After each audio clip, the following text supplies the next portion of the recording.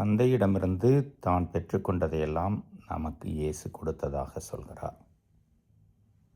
அன்பும் அருளும் அதுதான். தந்தை, மகன், தூய ஆவியானவர் என்ற 3 ஆட்கள் ஒரே கடவுள்.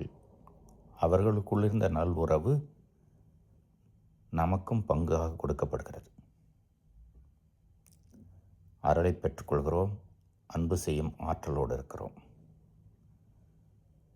ஒருவர் மற்றவரை அன்பு செய்யுங்கள், நண்பர்களுக்காக உயிரை கொடுப்பதை விட மேலான அன்பு வேறொன்றும் இல்லை என்று இயேசு சொல்கிறார். அதை செய்து காண்பித்தார்.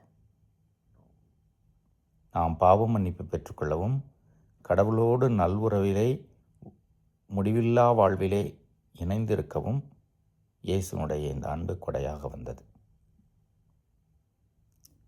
இந்த உலக வாழ்விலே நாம் இறப்பதற்கு முன்பே அந்த அன்பை, அருளை அனுபவமாக மாற்றி பயணத்தை தொடங்க வேண்டும். அதற்கு நம் உள்ளத்தை தூய்மையாக்கி இயேசுவிடம் சரணடைந்து இயேசு சொன்னவற்றையெல்லாம் உள்வாங்கி நம்முடைய சொல்லிலும் செயலிலும் வெளிப்படுத்த ஆரம்பிக்க வேண்டும். இந்த உறவு ஒரு தொடர் பயணம், முடிவில்லா வாழ்வுக்கு நம்மை இட்டு செல்லும். இறைவன் என்னென்று வாழ்த்து பெறுவாராக.